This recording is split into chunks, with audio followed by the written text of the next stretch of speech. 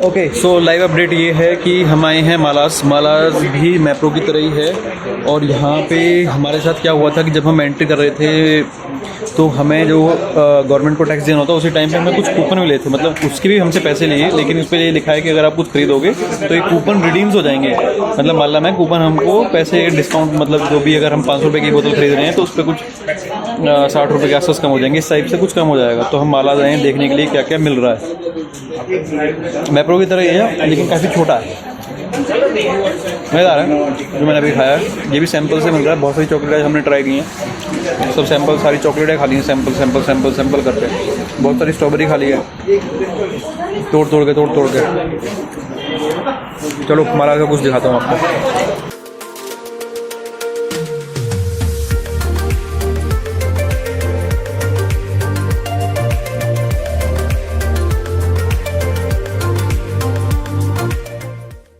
Parsi point दिखाते हैं आपको। तो हमने वहाँ पे जो लास्ट लोकेशन हमने दिखाई थी वहाँ पे हमने क्या क्या ख़रीदा है। बहुत सारी चीज़ें खरीदी हैं, एक पान का कुछ था उनका वो ख़रीदा है। इसके अलावा यहाँ पे जो सर्वर टाइप में चलते हैं वही तो वो ख़रीदा है। तो ये सारी चीज़ें हमने वहाँ पे ख़रीद ली हैं। और अब पारसी पॉइंट पे देखते हैं कि पारसी पॉइंट पे हमें क्या दिखता है, क्योंकि यहाँ के सारे पॉइंट एक जैसे ही होते हैं, कुछ दिख तो पाता नहीं है, पर will see and will try. Parsi point ठीक है, ओके।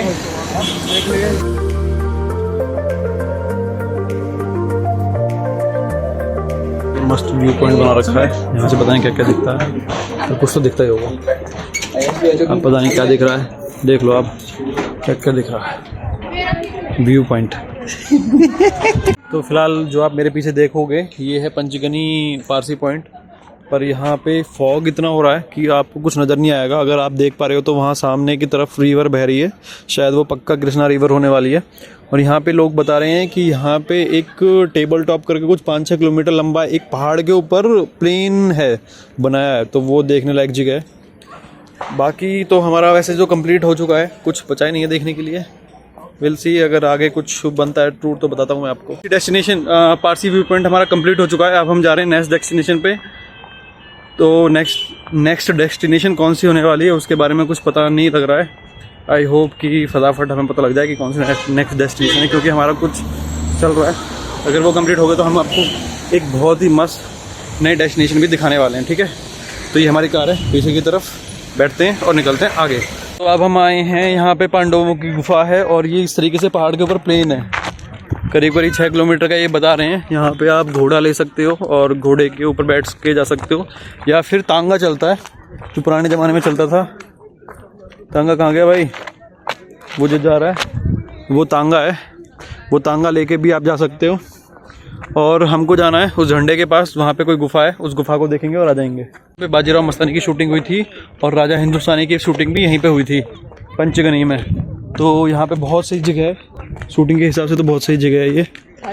खाली लैंड है, यहाँ पे मस्त शूटिंग हो सकती है, तो मज़ेदार जगह है। अगर आप आ रहे हो पंचगनी तो देख सकते हो, और थोड़ा चल सकते हो, घोड़ा ले सकते हो, तांगा ले सकते हो, या अपने कदमों को चला के जा सकते हो, ठीक है। Informative video. आप लोग ये पानी देख रहे हो, आपको लग रहा होगा ये कृष्णा नदी का पानी है, लेकिन नहीं, ये पानी है पंचगनी के ऊपर जो टेबल टॉप है वहाँ पे थोड़ा सा गड्ढा हो गया है, और हो सकता है कि ये पानी बारिश का हो। ये इन्फॉर्मेशन मैंने आपको दे दी है। आप कृष्णा नदी का पानी समझ के इसमें नहाना मत, क्योंकि कृष्णा नदी यहाँ से बहुत नीचे है, ठीक है। चलो आ जाओ, अब मैं आपको दिखाता हूँ जो मुझे आगे दिखेगा। अभी तो कुछ नहीं दिख रहा है, सिर्फ यहाँ तांगे दिख रहे हैं। ये तांगा आ रहा है एक इधर, एक तांगा उधर जा रहा है, ये तांगा है, ये तांगा है। अच्छा है हमारी हेरिटेज थोड़ी सी बची हुई है, वरना अब तक तो ख़त्म हो गई होती। तो अभी हम जाते हैं और कोई मस्त जगह ढूंढते हैं जहाँ पे हमें कुछ दिखने वाला है। तो हम आ गए हैं, पांडवों की गुफा में जा रहे हैं हम। यहाँ पे तो लॉयन केव लिखा है।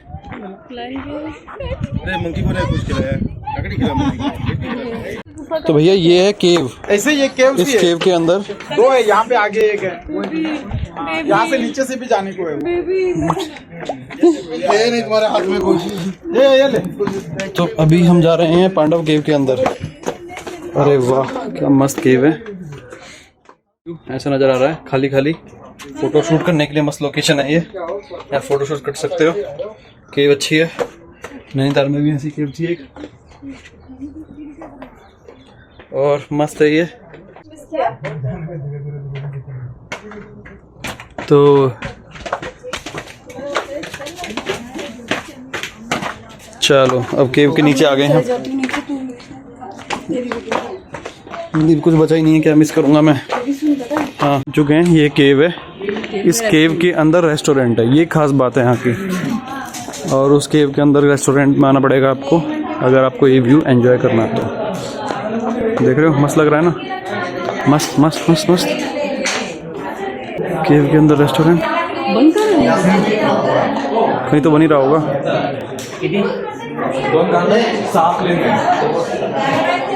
ये रेस्टोरेंट।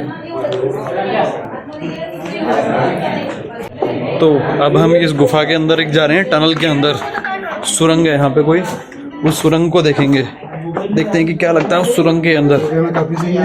यहाँ पे हम जा रहे हैं टाइगर केव में, तो ये भी थोड़ा सा ऑफ रूट है, तो टाइगर केव भी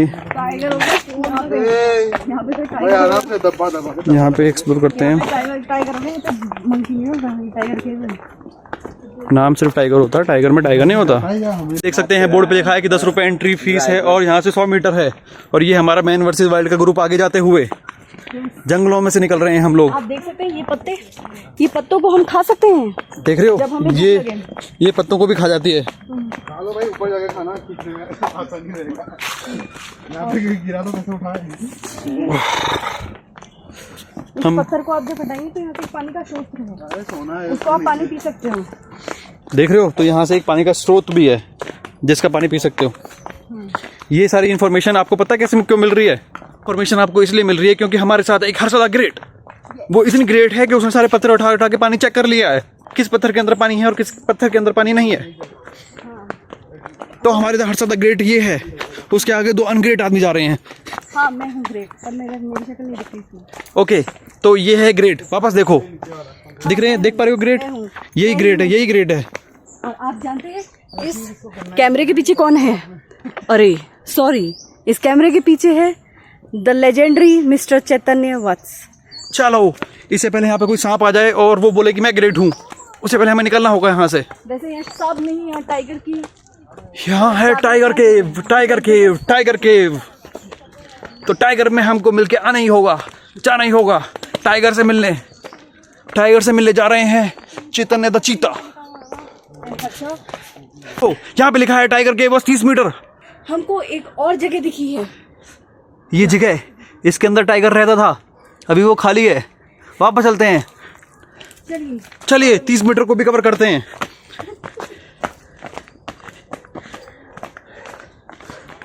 केव में जाने से नहीं, हमें वापस जाने के लिए कितना चढ़ना पड़ रहा है। केव का अभी अता पता हमें मिल नहीं पाया है, पर हमें ये कंफर्म हो चुका है कि हमको 10 रुपये देने हैं इस ट्रैक के पर हेड।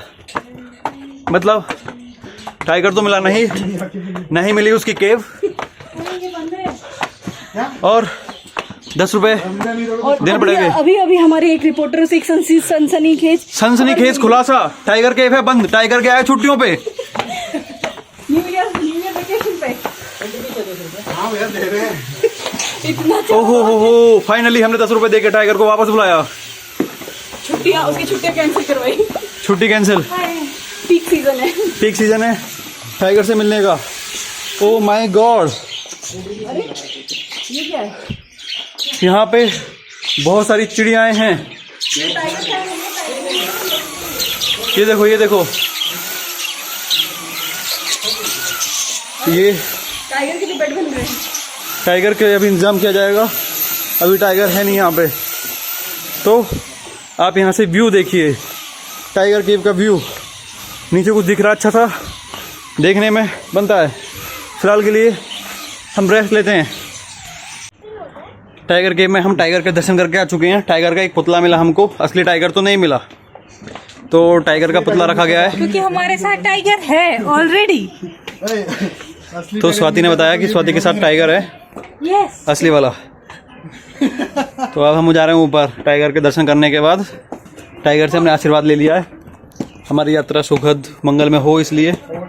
चलते हैं ऊपर। केव से आपस में कनेक्टेड है, यहाँ पे लोग बोलेंगे 2 झंडे हैं, तो आप किसी भी झंडे में घुस जाना और आगे आगे दोनों कनेक्टेड हैं। लेकिन बेटर होगा आप पहली वाली केव में जाओ, फिर वहाँ से दूसरी वाली की तरफ आओ, तो ये सबसे बेस्ट ऑप्शन है। और अच्छा एक चीज़ तो मैं बताना ही भूल गया, ये जो पैच है, ये टेबल टॉप पैच है जो ये पहाड़ों के ऊपर, जस्ट पहाड़ों के ऊपर, लोग बोल रहे हैं कि इसकी अगर लेंथ की जाएगी तो 6-6.5 किलोमीटर है। अगर आप पूरा एक्सप्लोर करना चाहते हैं तो जो तांगे वाला है उसने बोला कि मैं 6 पॉइंट दिखाऊंगा और 400 रुपये लूँगा आपसे, तो आप वो भी कर सकते हो।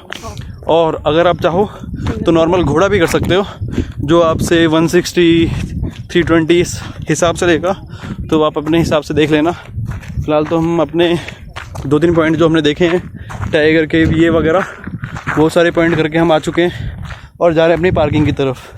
फ़िलहाल टाइम चेक। ओके, टाइम के हिसाब से अभी हो रहे हैं 3:30 और गाड़ी तक पहुँचते पहुँचते हमें 5-7 मिनट लगेंगे और उसके बाद हम निकल चलेंगे अपनी नई डेस्टिनेशन के ऊपर। Thanks to my baby. Maharashtra में ओके, तो जब तुम महाराष्ट्र में हो तो महाराष्ट्र की तरह बात करोगे, ठीक है। तो हम नॉर्मली जैसे नॉर्थ इंडिया में कहीं भी घूमते हैं या फिर साउथ में भी घूमते हैं तो टी ब्रेक होता है, नॉर्थ में घूमते हैं तो चाय ब्रेक होता है। लेकिन यहाँ पे चाय ब्रेक नहीं लिया है, हमने लिया है यहाँ पे चाह ब्रेक। समझ रहे हो, चाय और चाह अलग अलग चीज़ें। तो चाह ब्रेक लिया है हमने और हम वापस जा रहे हैं महाराष्ट्र, महाबलेश्वर से हम वापस जा रहे हैं हम वापस जा रहे हैं महाबलेश्वर से। और रास्ते में टोल के बाद, जस्ट टोल के बाद यहाँ की कोई फेमस चाय है प्रसाद मलाई चाह, प्रसाद मलाई चाह लेंगे अब हम। देखो भाई तुम्हें दिखा मलाई चाह, ये देखो भाई यहाँ पे लिखा है प्रसाद मलाई चाह। तो अपन जा रही है, ये आ गया है हमारा नाश्ता और चाय ये रही मस्त। चाय के पास बिल्कुल टाइम नहीं है, क्या बात है। भी बिखर गई है, इधर भी बिखर गई है और वो सामने बिखर गई है। ये देखो चाय में इसको घुमा के भागते हुए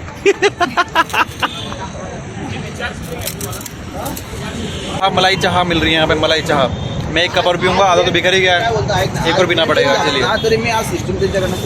तो मैं ये कहना चाह रहा हूँ कि अब तक मैंने चाय के बारे में आपको रिव्यूज़ नहीं दिए। चाय अच्छी थी, चाय मेरे लिए डिफरेंट टेस्ट था और मुझे पसंद आया। मैं ये नहीं कह रहा कि बहुत ही ज़्यादा अच्छी थी, कि इससे अच्छी चाय दुनिया में हो नहीं सकती, लेकिन ये एक अच्छी चाय में थी क्योंकि चाय टेस्ट डिफरेंट था और उसके ऊपर कुछ मलाई वलाई डाल रखी थी और उसके अंदर इलायची का टेस्ट भी आ रहा था, शायद कुछ मसाला भी था।